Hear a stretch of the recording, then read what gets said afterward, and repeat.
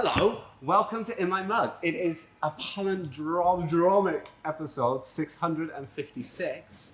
And today we're going to be brewing coffee from Kiriga Estate in Kenya. It's the AB selection. And I'm a little sad because I was really excited about brewing this on a Chemex. It's been a long time. It's one of my favorite brewers, but couldn't find any papers. So, what's that? I feel something coming. Oh, what's inside here? Who knows? Oh, mucho papers. Whoa. Cool. We have Chemex papers. We're going to do something fun. Let's go. Just like magic. Okay, you've brought me Chemex papers. You are my most favorite person of the week. Thank you very much. It's very nice to hear. I will brew you a Chemex. You can talk as much as you like about Chemexes whilst they do it. Fantastic. So we have Chemex filters and brewers back, finally, thankfully. We're very sorry it's taken so long. There have been various issues around the world. There's been some things happening. I can't quite remember what they are, but some stuff happened. We finally managed to get your Chemex filters. So if you want to go and order them, get on the website now and start enjoying them. See here, Dale is brewing a beautiful 6A with FS 100s. Many of you may be sad to hear that the FC 100s, the pre-folded circles, are not a thing at the moment because the machine at Chemex is broken. Simple as that. So we've got lots of these FSs, and it's also marked the return of the FP1s, which disappeared. So for those of you who enjoyed folding your filters before, they are back, so you can enjoy that process again before your brews. So, I'm going to brew Chemex. I'm going to brew 500 ml from 30 grams of coffee. I'm going to pour water on in five 100 ml increments. Wow. Once every 30 seconds. And then we're going to wait and see what happens. Wait and see what happens. The joy of the Chemex is it just keeps on going forever, sometimes. I think one of the things about Chemex brews, like the filters are really thick, and it kind of catches a lot of everything that's in the coffee, and that tends to like prolong your brew times. Yeah. I don't think necessarily you really need to change too much about what you're doing. Just have the brew run longer and know that you're going to get delicious coffee. You might not get it as quickly as you would from like a V60 or an origami. It's going to take a little longer to get through, but it's still going to be delicious. So don't see your really long brew times and get scared and be like, oh, this is all going to go wrong. Let it go, have a taste at the end, see what you think, and adjust the taste from there. So I would say, when you're comparing this to a V60 or something else like that, the shape of the brew is the same. The thickness of the paper is slightly different if you're using the Chemex papers. That has an impact on flavor. It also has an impact on the drawdown. The way of correcting that is finding the right grind size for that drawdown.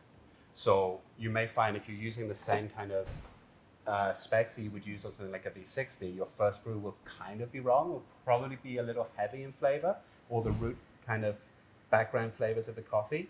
You just coarsen it up a little bit, try again. You should quickly kind of tune in that grind for what we're looking for. Should we talk about the coffee? Talk about the coffee? Let's talk about coffee. No, we're just Kenya. talk about Chemexes. That's it. Chemexes only. So last week you had a beautiful coffee from Kenya, from Tegu, the AA. Blackcurrant flavors, super sweet, a really good example of coffee from Kenya. This is another coffee from a different farm. This is from Kiriga, which you have tasted before, one of the other lot selections.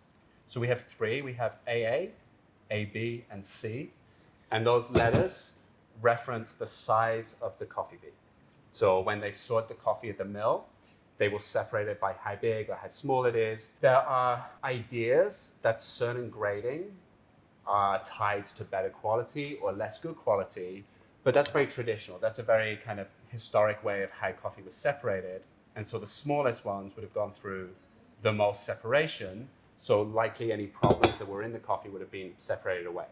When you're working with coffee from amazing farms like Kiriga, actually the size is not the determinant of quality, it's the other steps they've done already. So the C can be just as good, the AB can be just as good, the AA can be just as good, but they'll all have slightly different flavor attributes and slightly different brewing attributes. So they'll react differently to the water and to how you brew it. That one. Kiriga is owned by Dr. Brian Kuyunga. No, I never quite know how to say his surname. Dr. Brian. Dr. Brian, who some of you, if you're a long-time has-been fan, you may have met him when we did some events in Manchester before the plague. Back in the day, back in like 2017, 2018. long-term partner. We buy a lot of coffee from his farm. It goes into some of our blends. But when you taste these three coffees side by side, the AA, the AB, and the C, you get these really different ideas of what that farm can produce and what coffee from Kenya can be. This one is probably the closest in flavor to the Tegu you had last week, if you're buying every week.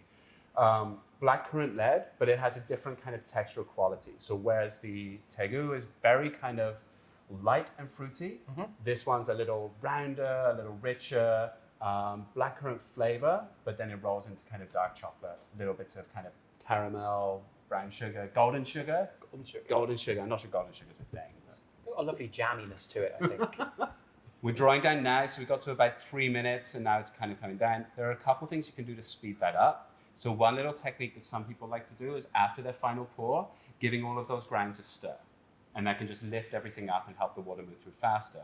There's also this kind of secret hack that no one really likes to do, but on a square paper, it's nice and easy. You can lift it up from the corners, a little more air around the edges, and then things will drip through faster.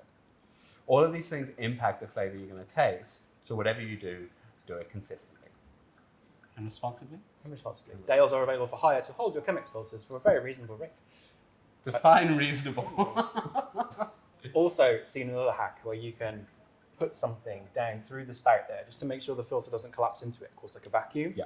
So if you can find any kind of sensible household object, just to make sure it doesn't close up, to cause a bit of a vacuum, just to help all of it flow down and keep that kind of thing going.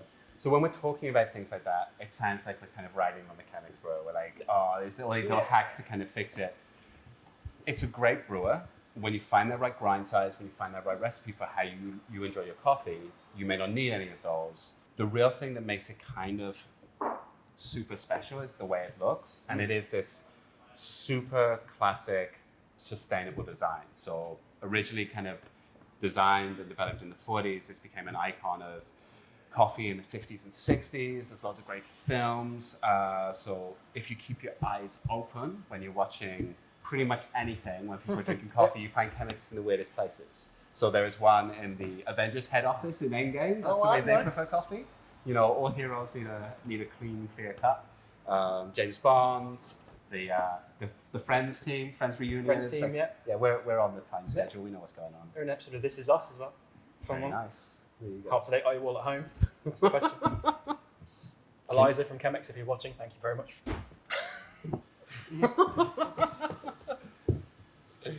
Beautiful coffee. Woo! All right, so let's see how those flavor notes come out. So we spoke a little bit about that thick paper and how it impacts brewing, but it also impacts flavor a lot. So because it's holding back a lot of those solids, it's also going to mean that the cup profile is really crisp and clear. And what I like about the Chemex things like this is that means that when you're tasting different coffees side by side, you get a lot more kind of the variety and range of flavor from different coffees. So a Kenyan maybe tastes more like a Kenyan, and a Brazil tastes more like a Brazil than when you taste them in something like a French press, or even, relatively in a V60, there's going to be more of that kind of generic coffee feel and stuff like that. So this really kind of crisps that up. But it still gives you great body and great depth of flavor. Cheers. Cheers.